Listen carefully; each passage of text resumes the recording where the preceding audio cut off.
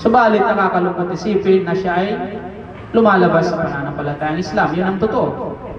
Sabihin man niya na siya ay Muslim, pero kung sisiyasatin natin yon, ay matatagpuan natin na hindi siya tunay na Muslim o hindi siya pwedeng tawaging isang Muslim. Isang tao na hindi isinasabuhay ang pagsasambayan na siya ang pinakamalaking tanda bilang matawag na Muslim ang isang tao, siguro mangilan-ilan lang sa atin na mga taga Mindanao na kung saan ang kinagisnang relihiyon na Islam ang napiperfect niya ito, na isasagawa niya ng kumpleto ang obligasyon ito na siyang pinakamalaking tanda at bakuran sa pagitan ng pagiging Muslim ng tao at hindi Muslim. So yun po ang nakakatakot, na kung saan mas marami sa atin ang lumalabas sa pananampalatayang Islam. Hilingin natin sa Allah subhanahu wa ta'ala na naway magising sila sa katotohanan at magbago sila, bumalik sila sa pananampalatayang kinagisnan nila ang pananampalatayang Islam sa pamamagitan ng pagsabuhay sa mga katuruan nito. Dahil kagaya rin ng pagsasaliksik ng kaalaman, itong paghahanap ng kaalaman ay isang obligasyon ng bawat isang Muslim, marami din sa atin ang hindi nagpapahalaga nito. Samantalang ito ay ibinilang ng mga ulama sa tinatawag na nawaqidu al-Islam, na maaaring makakasira, magpapaguho sa pagiging Muslim ng isang tao ay ang tumalikod siya mula sa pag-aaral sa kanyang pananampalataya. Gaya ng sinabi ni Sheikh Muhammad ibn Abdul Wahhab sa 10 nakakasira ng Islam, ang pinakahuli rito, ang pang-10 ay al-i'rad an dinillah, ang pagtalikod sa relihiyon ng Allah sa pamamagitan ng hindi ito pinag-aaralan. Pag sinabi natin sumisira sa pananampalatayang Islam, ibig sabihin Muslim na ang tao, hindi yung mga Kristiyano na hindi nag-aaral. Ibig sabihin Muslim ka na at hindi ka nag-aaral. So yun ay matatawag na sinisira mo ang pagka-Muslim mo. Kung nagiging pabaya ka, tinatalikdan mo ang pagsasaliksik ng kaalaman patungkol sa iyong pananampalataya. Sinabi ng Allah sa banal na Quran, وَمَنْ أَعْرَضَ عَنْ ذِكْرِي فَإِنَّ لَهُ مَعِيشَةً ضَنكًا وَمَنْ أَظْلَمُ مِمَّنْ ذُكِّرَ بِآيَاتِ رَبِّهِ ثُمَّ أَعْرَضَ عَنْهَا وَنَسِيَ مَا قَدَّمَتْ يَدَاهُ. Ito po yung dalil na binanggit ng Sheikh patungkol sa ika-10 nakakasira na ito sa pananampalatayang Islam. Sino pa ba ang pinakaligaw na tao kaysa sa kanya na pinaalalahanan siya ng mga ayat, kapahayagan ng Allah subhanahu wa ta'ala, subalit kanya itong tinatalikdan. Ibig sabihin, hindi niya pinapahalagaan itong pagsasaliksik niya ng kaalaman patungkol sa pananampalatayang Islam. So ito po ay nakakatakot, na kung saan hindi natin namamalayan minsan bilang mga Muslim na nandito na tayo sa bakuran ng Islam, dahil sa sobrang pagkabisi natin ay naisasantabi na natin ang pag-aaral. Wala na tayong pagkakataon sa pagsasaliksik ng kaalaman, samantalang ito pala ay ika-10 sumisira ng pagka-Muslim ng isang tao. Pag sinabi natin ika-10 nakakasira ng Islam, ibig sabihin kahit Muslim ka, kung nasa iyo ang katangian na ito, wala kang pakialam sa katuruan ng Islam, samantalang inaangkin mong ikaw ay Muslim, nakakalungkot isipin na ikaw ay sa totoo hindi ka Muslim. Wal'iyadu billah min dhalik. At may balik natin sa mga taong mayakap sa pananampalatayang Islam, ito ay hindi malayo na mangyari sa atin. Kung tayo ay lalabas na kung saan mga ipinanganak na mga Muslim na, sa pananampalatayang ito, tiyak na papalitan tayo ng mga ibang mga kaum na sila ang magsasabuhay nitong pananampalatayang ito. Gaya ng sinabi ng Allah subhanahu wa ta'ala, وَإِن تَتَوَلَّوْا يَسْتَبْدِلْ قَوْمًا غَيْرَكُمْ ثُمَّ لَا يَكُونُوا أَمْثَالَكُمْ. At kung sakaling kayo ay magsisitalikod, sabi ng Allah, tatalikdanin niyo ang pananampalatayang ito, tiyak na papalitan kayo ng Allah subhanahu wa ta'ala ng ibang mga kaum, ibang mamamayan na sila ay yayakap sa Islam at sila ay hindi maging katulad ninyo. Sabihin, hindi nila tayo maging katulad. Kung yun ay tatalikod tayo sa ating pananampalataya. وَمَنْ يَرْتَدِدْ مِنْكُمْ عَنْ آيَاتِهِ وَمَنْ يَرْتَدِدْ مِنْكُمْ عَنْ دِينِهِ فَسَوْفَ يَأْتِي اللَّهُ بِقَوْمٍ يُحِبُّهُمْ وَيُحِبُّونَهُ أَذِلَّةٍ عَلَى الْمُؤْمِنِينَ عِزَّةٍ عَلَى الْكَافِرِينَ. Sino man ang tumalikod sa inyo sa agama, sino man ang umiwan sa inyo sa kanyang pananampalataya, sabi ng Allah sa banal na Quran,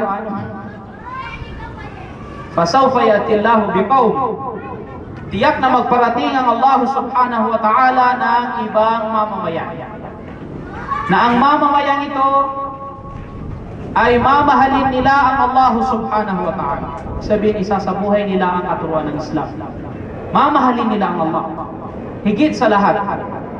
Yuhibbuhum wa yuhibbuna, mamahalin din sila ng Allah subhanahu wa ta'ala. Minamahal sila ng Allah at mamahalin din nila ang Allah subhanahu wa ta'ala. At kabilang sa katangian nila, sila ay mapagkumbaba. Adillatin 'alal mu'minin, 'izzatin 'alal kafirin. Sila ay mga mapagkumbaba, sabi ng Allah, sa kanilang mga kapatid na mga mananampalataya. Subalit sila ay mababangis, matatapang sa kanilang mga kaaway, sa mga walang pananampalataya. So ito ang katangian nila. Ibig sabihin, kapag kapwa niya Muslim, siya ay mapagkumbaba. Siya ay takot sa kanyang kapwa Muslim. Subalit kung tunay na kaaway ng Islam, doon siya matapang. So yan ay katangian na binanggit ng Allah subhanahu wa ta'ala ng mga tao na mamahalin niya at mamahalin din nila ang Allah subhanahu wa ta'ala bilang kapalit nilang mga dati ng mga Muslim mananampalataya sa Allah, subalit iniwan nila ang kanilang pananampalataya. Iniwan nila ang Islam. So gaya ng sinabi natin, ang paglabas sa Islam ay hindi lang po ang makikita mismo sa iyo na magpapatirapa ka sa ibang Panginoon. Yayakap ka sa ibang relihiyon. Hindi lang yun ang pamamaraan ng paglabas sa Islam, kundi mismong pag-iwan mo una sa pagsasambayan, pagdadasal, na siyang pangunahing tanda ng pagiging Muslim at hindi ng isang tao, ay maaaring mapapabilang ka na sa mga Muslim o hindi Muslim sa pamamagitan ng pagsabuhay nito. Al-ahdu alladhi bainana wa bainahum as-salah, faman tarakaha faqad kafar. Ang tanging namamagitan sa atin at sila na walang pananampalataya ay ang pagdarasal, sambayan. Kaya't sino man ang umiwan nito, tiyak na siya ay kafar, nagtakwil ng paniniwala sa Allah subhanahu wa ta'ala. Maaari din mangyari ang pagtalikod sa pananampalatayang Islam, pag-iwan sa Islam, sa pamamagitan ng, gaya ng sinabi natin, hindi pag-aaral. Ibig sabihin, walang pagpapahalaga sa katuruan ng Islam. So kaya nga po tayo nag-aaral upang hindi tayo mapapabilang sa mga tao na maaaring manganib ang kanilang pananampalataya sa pamamagitan ng pagtalikod sa pagsasaliksik ng kaalaman, higit lalo yung mga pangunahing kaalaman sa pagsamba sa Allah subhanahu wa ta'ala. Marami sa atin ang unang-una nag-aangkin ng Islam. Nag-aangkin ng pananampalatayang Islam, at hindi mo pwedeng sabihin sa kanya na ikaw ay hindi Muslim dahil magagalit. Marami ho sa atin ang ganon. Subalit, kung titingnan mo ang kanyang katayuan sa buhay bilang isang Muslim, mapapatunayan mo siya ay hindi Muslim. Marami din sa atin ang kahit yung mga pangunahing aral ng Islam ay kulang na kulang. Ibig sabihin, tanungin mo siya kung ano ang meaning, ibig sabihin ng syahadatan. Asyhadu an la ilaha illallah wa anna Muhammadar Rasulullah. Baka hindi masagot. At tanungin mo siya kung papaano isinasagawa ang ablution, pag-aabdas. Baka hindi rin alam kung paano isagawa ang pag-aabdas. At kung ito man ay alam niya, maaaring kinopya lang, ginaya lang, na kung saan mas marami pa dito ay mali-mali. Kung tatanungin mo siya, ano ang mga nakakasira ng ablution, maaaring hindi rin alam. Tanungin kaya natin ang ating sarili. Pero alam ko kayo rito, alhamdulillah, alam kong itong mga pangunahing aral na ito ay kabisado ninyo. Ibig sabihin, ang sinasabi natin pangkalahatan ng mga Muslim sa buong Pilipinas, mga kababayan natin, mga kapatid natin mga Muslim, kung sa loob ng 100, baka 5 lang hanggang 10 ang nagsasambayan sa kanila. Loob ng 100 tao, baka 5 hanggang 10 ang nagsasambayan sa kanila. Dito mismo sa lugar natin at sa ibang lugar. At doon sa 5 hanggang 10 na yun na nagsasambayan, abuti na kung mayroong isa doon na tuloy-tuloy na nagsasaliksik ng kaalaman sa kanyang pananampalataya sa Allah Subhanahu wa Ta'ala. Kaya doon sa bilang na yun na 5 hanggang 10, kapag tinanong mo yun kung ano ang mga nakakasira ng ablution, ano ang mga sunna sa sambayan, ano ang nakakasira ng sambayan, mga makruh sa sala, karamihan ay hindi po alam. So dahil sa kakulangan ng pagsasaliksik o hindi pagpapahalaga sa pagsasaliksik ng kaalaman. So dahil po ang natalakay natin ngayon ay ang pagpapahalaga sa pag-aaral at pagdada'wa, na kung saan ito po ay pinaka mataas na obligasyon ng bawat isang Muslim. Huwag po natin iasa ang pagdada'wa sa mga ustad lang, sa mga imam, mga ulama, o sino pang mga duat, mga da'ya, kundi bawat isa ho sa atin ay obligasyon niya ang pagdada'wa.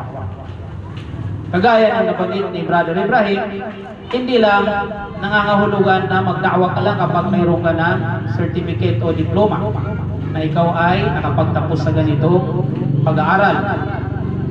Hindi nangangahulugan na magda'wa ka lang kung ikaw ay nakapag-aral ng Arabic o nakapag-aral ng universidad ng mga Arabo, kundi gaya ng sinabi ng Propeta Muhammad sallallahu alaihi wasallam, "Ballighu anni walau ayat."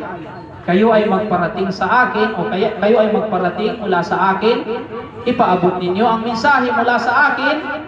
Ang mensahe niya ay ang banal na Quran at ang kanyang mga hadith. Sabi ng Propeta sallallahu alaihi wasallam, kahit isang talata lang, kahit isang aya lang. So ibig sabihin, sa isang Muslim ay obligasyon niya ang iparating ang pananampalatayang Islam sa abot ng kanyang makakaya. Hindi naman po tayo pinag-uutusan na magdada'wa, magsasalita ng bagay-bagay na kung saan tapos tayo ng kaalaman doon. Hindi tayo pinag-uutusan sa Islam na ikaw ay magparating, magpaabot ng isang pasya sa Islam, kagaya ng halal, haram, wajib, mubah, makruh, samantalang kulang ka at kapos ka sa kaalaman doon. Dahil delikado po yun.